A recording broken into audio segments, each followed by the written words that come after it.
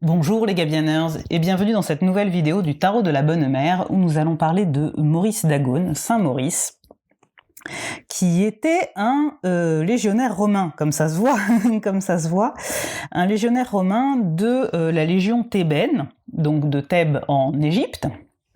Petite carte, comme d'habitude, qui est une légion entière composée de chrétiens coptes, une des variantes de la chrétienté qui est toujours d'actualité en Égypte. On connaît que ce soit des émigrés égyptiens en France ou en pays francophone, je ne sais pas depuis où vous me regardez, ou en Égypte, les coptes sont toujours présents et sont toujours fiers de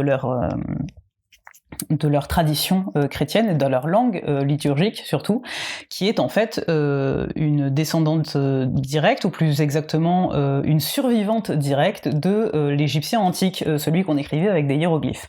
Voilà, donc ça c'est quand même absolument fascinant de se dire que leur Bible, leurs textes liturgiques sont toujours dans cette langue qui est restée presque intacte, un souvenir de l'époque pharaonique et qui a du coup aidé Champollion à décoder les hiéroglyphes d'ailleurs. C'est grâce à cette pratique des coptes de leur langue qu'il a pu retrouver certains mots, certaines sonorités, etc. et décoder les hiéroglyphes. Donc, Maurice d'Agone, là on est au début du IVe siècle, vers 303, et il est envoyé avec toute sa légion. Hein.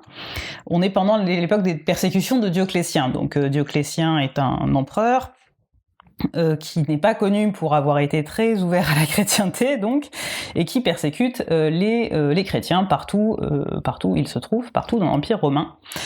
Et donc il envoie sa légion thébaine, parce que celle-ci ou une autre, ça aurait été à peu près pareil, il envoie sa légion thébaine massacrer des chrétiens dans le Valais, donc qui est une région, là aussi, je vous mettrai une carte, qui est une région. Il envoie la légion dans une région, c'est quand même pas facile à dire, qui est une région française, enfin du nord des Alpes. Du nord des Alpes, donc je crois peut-être qu'il y a une partie en Suisse et en Italie, donc il est au nord des Alpes, et pour y persécuter les chrétiens, sauf que eux-mêmes sont coptes, donc ils refusent bien entendu de persécuter les chrétiens, lui et l'ensemble de sa troupe qui est sous ses ordres. Donc c'est eux qui finissent par être condamnés à mort à la place des chrétiens qu'ils devaient massacrer. Donc il fait partie de l'ensemble des martyrs du Valais, qu'on appelle, enfin on appelle cet ensemble de martyrs les martyrs du Valais, justement parce qu'ils ont été martyrs de la foi, puisqu'ils ont refusé de tuer des chrétiens et qu'ils ont été tués à leur place, mais eux-mêmes étaient chrétiens. Et ce que nous enseigne surtout la vie de Saint Maurice, dont on sait très peu de choses à part cela finalement, c'est justement en raison de sa chrétienté, il refuse de tuer d'autres chrétiens, mais plus encore, il refuse de tuer d'autres personnes qui n'auraient rien fait de mal, en réalité. Ce n'est pas tellement un refus de tuer des frères, des frères en Christ, que des frères en humanité. Et c'est cela qui est finalement très, très intéressant. Et de prendre ce risque-là, alors qu'on lui dit très clairement, obéis aux ordres ou tu mourras toi-même, on lui dit ok, d'accord, que vous me mettiez à mort. Et alors il y a là une question de défi aussi, parce que il était connu il était chef de son régiment, donc il était aussi connu pour être un guerrier valeureux et qui avait prouvé sa valeur et son utilité au sein de l'armée, donc il y avait peut-être là un petit test de se dire mais vous pouvez pas vous passer de quelqu'un d'aussi talentueux que moi, apparemment si, ou en tout cas les plus hauts gradés ne l'ont pas vu de cet œil. Et donc bien entendu il n'a pas non plus poussé au massacre sa propre légion, enfin poussé au sacrifice sa propre légion. Ça a été fait de manière totalement consensuelle et cooptée, c'est-à-dire qu'aucun de ses soldats n'a voulu n'a voulu massacrer des chrétiens, et donc tous ont été d'accord pour donner leur vie à la place de... enfin, ceux qui ont donné leur vie, parce que bien entendu, certains ont dû retourner leur veste, changer leur glaive de côté, je ne sais pas, parce que du coup c'était avant les fusils. Est-ce qu'on peut dire changer son glaive d'épaule? Je ne sais pas. Et du coup ont accepté le martyr avec lui, sous ses ordres, enfin à sa suite, voilà. Plus que sous ses ordres, puisqu'il n'a ordonné du coup à personne de mourir. Donc ce message-là, pourquoi le roi de combat? Puisque c'est le roi de combat du tarot de la Bonne Mère, le roi d'épée, d'un tarot traditionnel. Là, vous avez toujours la recréation du dodal que j'ai. Pourquoi le roi de combat, du coup? Parce que le roi d'épée, vous voyez, comme il est dans le dodal, en tout cas, et dans d'autres Marseille, vous voyez qu'il se détourne de son épée.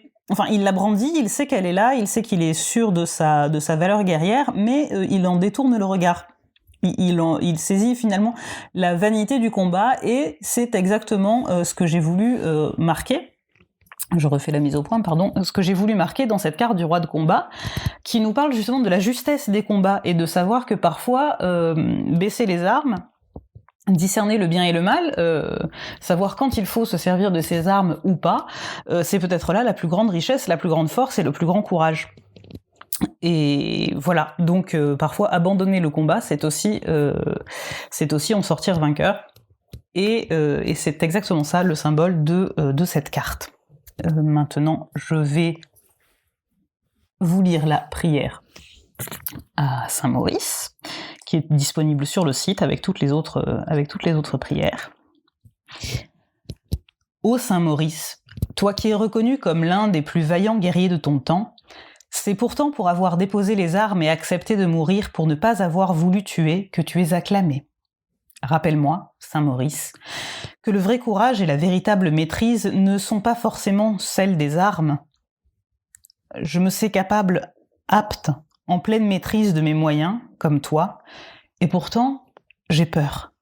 Tu as connu, toi aussi, ce doute, cette angoisse, au jour où tu as décidé de ne pas exécuter les ordres. Apprends-moi à toujours conserver la conscience profonde de mes actes. Apprends-moi à ne jamais perdre mon âme en m'identifiant à mes compétences, à mon image sociale. Rappelle-moi toujours que je suis plus que ce que je ne parais, plus que ce que je maîtrise, et que je peux ressentir ce qui reste invisible pour les yeux. Donne-moi la confiance en ces forces invisibles, retisse en moi le lien de l'instinct et de l'écoute des messages de Dieu. Ne me laisse pas m'éloigner de ma spiritualité pour obéir aux attentes d'autrui. Amen. Voilà donc un message qui va bien plus loin, que j'ai essayé d'adapter en tout cas à tout ce qui peut être nos combats quotidiens, et qui va du coup bien plus loin qu'un univers strictement guerrier. Et le tirage de Saint-Maurice, lui, nous questionne sur la fidélité à nos valeurs profondes, sur la fidélité à notre être profond. C'est un tirage un peu long par rapport au tirage habituel du tarot de la Bonne Mère, hein, comme vous le savez. Je suis plutôt du genre à aimer les tirages de 3 cartes que les tirages de 8. Celui-ci, on a 8, et vous voyez, c'est parce que ça fait un glaive là et un bouclier. Voilà la logique. Il se compose en fait en 2 lignes, hein. D'abord la première ligne par ici, et la seconde ligne, donc 1, 2, 3, 4, 5, 6, 7, 8, voilà. Comme ceci, dans ce sens-là. La carte numéro 1, celle-ci, va nous indiquer à quelle valeur nous sommes fidèles. Donc quelle valeur humaine, quelle valeur porte-t-on plus haut que toutes les autres, que ce soit, je sais pas, l'amour, la charité, mais ça peut aussi être une carte qui révèle un égocentrisme, hein, on peut aussi se positionner avant tout le monde, etc. C'est vraiment... donc cette première carte va vraiment nous indiquer sur où va notre fidélité, notre loyauté, en premier lieu d'un point de vue des valeurs. Donc... ça peut aussi être quelque chose de matériel, mais globalement, dans ce tirage, il y a quand même pas trop grand-chose de matériel. C'est plutôt de l'émotionnel et du spirituel. La carte numéro 2, c'est que représente... En fait, ces 3 cartes vont nous expliquer cette carte-là. La carte numéro 2, que représente-t-elle pour vous, cette valeur ? Qu'est-ce que cette valeur représente pour vous ? Donc, est-ce que c'est un héritage ? Est-ce que c'est juste un code éthique, une justice ? C'est ce qui vous semble le plus normal ? Ça peut être l'effet d'une revanche sur la vie, etc. Bien entendu, ça dépend de ce que vous tirerez, et là, et là. La troisième carte, c'est comment vous nourrit-elle ? Comment cette valeur vous nourrit, vous aide au quotidien ? Vous rend meilleur, dicte vos choix de vie, etc. Comment est-ce qu'elle s'inscrit finalement dans la matière, concrètement, tous les jours. La quatrième carte, donc, quelle limite y apporter ? Là, c'est vraiment, du coup, bien sûr qu'il faut être fidèle à cette valeur, mais quelle limite pourrait-on y apporter ? Par exemple, si je prends un exemple où là, on sortirait la charité, voilà, il faut peut-être pas donner l'intégralité de ses revenus à de bonnes œuvres, parce que peut-être faut-il manger soi-même. Voilà, par exemple, ce serait ce type de limite-là. Si c'est soi-même, je parlais aussi d'un cas où ce serait une carte plutôt égocentrique qui sortirait là. C'est aussi la limite peut-être à y apporter, c'est de quand même considérer que les autres existent sur Terre et qu'on n'est pas entièrement seul sur Terre. C'est un bracelet Octopearl, lien en description comme d'habitude. La carte numéro 5, finalement, donc là on est sur une valeur, et là on est sur un souvenir. C'est ce que je vous disais, dans la mesure où là c'est plus spirituel, et là émotionnel, c'est plutôt les deux sphères de ce tirage. Et les cartes vont être... les questions vont être semblables, donc c'est à quel souvenir êtes-vous fidèle ? Donc là, ça peut être le souvenir de quelqu'un, ça peut être un souvenir d'enfance, etc. C'est vraiment... Enfin, vous verrez, je pense, ce sera assez clair quand vous ferez le tirage.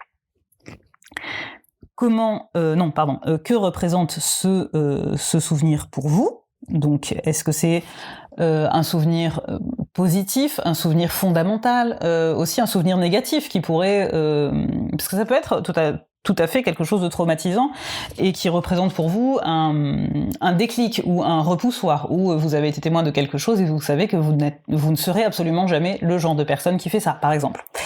Ou que ça a généré chez vous des réflexes de survie, ou quoi ou qu'est-ce. Voilà, c'est pas forcément un souvenir positif, mais c'est un souvenir qui est extrêmement fondateur de la personne que vous êtes actuellement. Et je parle beaucoup avec les mains, ça vous ne le saviez pas, parce qu'elles sont rarement dans le champ de la caméra, mais là, aujourd'hui, vous vous rendez compte. La carte numéro 7, donc comme celle d'au-dessus, c'est comment ce souvenir vous nourrit-il, donc comment dicte-t-il vos choix au quotidien, et de quoi aussi il vous protège, ou vers quoi il vous aiguille. Voilà, tout ça, comment est-ce qu'il vous influence et vous nourrit au quotidien. Et enfin, la carte numéro 8, quelle limite à y apporter ? Pareil que pour sa consoeur au-dessus, c'est vraiment jusqu'à quel point suivre son exemple ou se détourner de cet exemple néfaste, bien entendu, comme je le disais tout à l'heure. Voilà, par exemple, si c'est un souvenir qui vous fait n'avoir confiance en personne, pareillement, il y a des limites à y apporter et peut-être travailler sur cette question-là, et pour être capable à nouveau de faire confiance à autrui. Voilà. J'espère que j'ai été claire, comme d'habitude. C'est un peu la ritournelle de cette chaîne. J'espère que vous allez bien aussi. Je vous encourage, comme d'habitude, à me rejoindre sur Instagram, à aller acheter un exemplaire du tarot de la Bonne Mère. Il y en a encore 350, je crois. J'ai pas vérifié les stocks, mais dans ces environs-là, à vous arracher. Ils sont disponibles sur mon Etsy. Ils sont très beaux, ils sont très joyeux, ils sont très chaleureux, ils vous aident, ils vous aiment, et comme le disent énormément de clients, de praticiens, d'adoptants du tarot de la Bonne Mère, c'est un tarot qui est à la fois lumineux et à la fois très bavard, puisque souvent les cartes sortent d'elles-mêmes du paquet. Voilà. vous savez tous, vous vous reconnaîtrez, voilà, vous vous reconnaîtrez, ceux qui me l'ont dit, et d'ailleurs vous me l'avez à peu près tous dit, donc vous vous reconnaîtrez. J'espère que vous allez bien, donc je le redis, j'espère que la rentrée s'est bien passée, que tout va pour le mieux dans vos vies actuellement. Et voilà, aimez-vous les uns les autres, et à très bientôt.